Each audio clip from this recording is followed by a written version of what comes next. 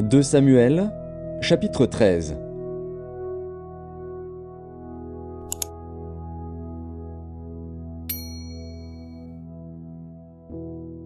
Après cela, voici ce qui arriva. Absalom, fils de David, avait une sœur qui était belle et qui s'appelait Tamar. Et Amnon, fils de David, l'aima. Amnon était tourmenté jusqu'à se rendre malade à cause de Tamar, sa sœur, car elle était vierge, et il paraissait difficile à Amnon de faire sur elle la moindre tentative. Amnon avait un ami, nommé Jonadab, fils de Chiméa, frère de David, et Jonadab était un homme très habile. Il lui dit : « Pourquoi deviens-tu, ainsi chaque matin, plus maigre, toi, fils de roi ? Ne veux-tu pas me le dire ?»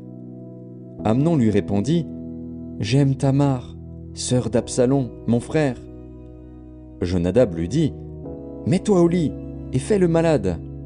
Quand ton père viendra te voir, tu lui diras : Permets à Tamar, ma sœur, de venir pour me donner à manger, qu'elle prépare un mets sous mes yeux, afin que je le voie et que je le prenne de sa main. » Amnon se coucha et fit le malade. Le roi vint le voir, et Amnon dit au roi : « Je te prie que Tamar, ma sœur, vienne faire 2 gâteaux sous mes yeux, et que je les mange de sa main. » David envoya dire à Tamar dans l'intérieur des appartements : « Va dans la maison d'Amnon, ton frère, et prépare-lui un mets. » Tamar alla dans la maison d'Amnon, son frère, qui était couché. Elle prit de la pâte, la pétrit, prépara devant lui des gâteaux, et les fit cuire. Prenant ensuite la poêle, elle les versa devant lui. Mais Amnon refusa de manger. Il dit : « Faites sortir tout le monde. » Et tout le monde sortit de chez lui. Alors Amnon dit à Tamar : « Apporte le mets dans la chambre, et que je le mange de ta main. » Tamar prit les gâteaux qu'elle avait faits et les porta à Amnon, son frère, dans la chambre. Comme elle les lui présentait à manger, il la saisit et lui dit : « Viens, couche avec moi, ma sœur. » Elle lui répondit : « Non, mon frère, ne me déshonore pas, car on n'agit point ainsi en Israël. Ne commets pas cette infamie. Où irai-je, moi, avec ma honte ? Et toi, tu serais comme l'un des infâmes en Israël. Maintenant, je te prie, parle au roi, et il ne s'opposera pas à ce que je sois à toi. » Mais il ne voulut pas l'écouter. Il lui fit violence, la déshonora et coucha avec elle. Puis Amnon eut pour elle une forte aversion, plus forte que n'avait été son amour.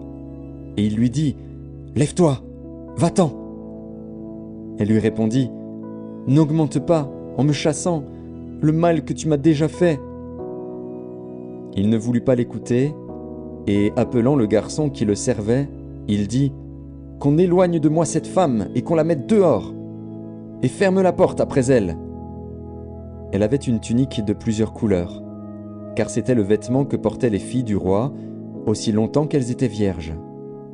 Le serviteur d'Amnon la mit dehors, et ferma la porte après elle. Tamar répandit de la cendre sur sa tête, et déchira sa tunique bigarrée. Elle mit la main sur sa tête, et s'en alla en poussant des cris. Absalom, son frère, lui dit : « Amnon, ton frère, a-t-il été avec toi ? Maintenant, ma sœur, tais-toi, c'est ton frère.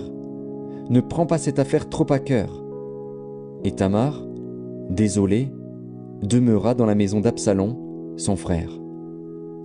Le roi David apprit toutes ces choses, et il fut très irrité. Absalom ne parla ni en bien ni en mal avec Amnon, mais il le prit en haine, parce qu'il avait déshonoré Tamar, sa sœur. 2 ans après, comme Absalom avait les tondeurs à Baal-Hatsor, près d'Éphraïm, il invita tous les fils du roi. Absalom alla vers le roi et dit : « Voici, ton serviteur a les tondeurs. Que le roi et ses serviteurs viennent chez ton serviteur. » Et le roi dit à Absalom : « Non, mon fils, nous n'irons pas tous, de peur que nous ne te soyons à charge. » Absalom le pressa, mais le roi ne voulut point aller, et il le bénit. Absalom dit : « Permets du moins à Amnon, mon frère, de venir avec nous. » Le roi lui répondit : « Pourquoi irait-il chez toi ? sur les instances d'Absalom, le roi laissa aller avec lui Amnon et tous ses fils. Absalom donna cet ordre à ses serviteurs: « Faites attention quand le cœur d'Amnon sera égayé par le vin et que je vous dirai: frappez Amnon. Alors tuez-le. Ne craignez point. N'est-ce pas moi qui vous l'ordonne? Soyez fermes et montrez du courage. » Les serviteurs d'Absalom traitèrent Amnon comme Absalom l'avait ordonné.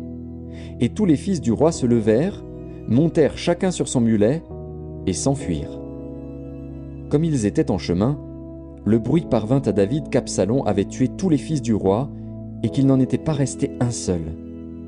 Le roi se leva, déchira ses vêtements et se coucha par terre.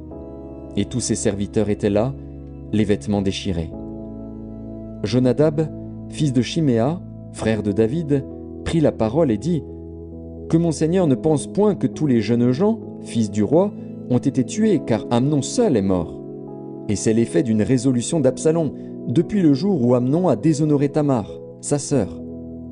Que le roi mon seigneur ne se tourmente donc point dans l'idée que tous les fils du roi sont morts, car Amnon seul est mort. » Absalom prit la fuite. Or le jeune homme placé en sentinelle leva les yeux et regarda.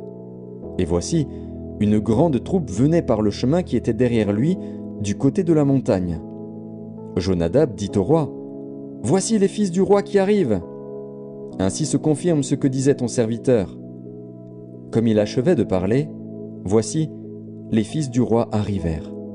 Ils élevèrent la voix et pleurèrent. Le roi aussi et tous ses serviteurs versèrent d'abondantes larmes. Absalom s'était enfui, et il alla chez Talmaï, fils d'Amihur, roi de Géshur. Et David pleurait tous les jours son fils. Absalom resta 3 ans à Géshur, où il était allé, après avoir pris la fuite. Le roi David cessa de poursuivre Absalom, car il était consolé de la mort d'Amnon.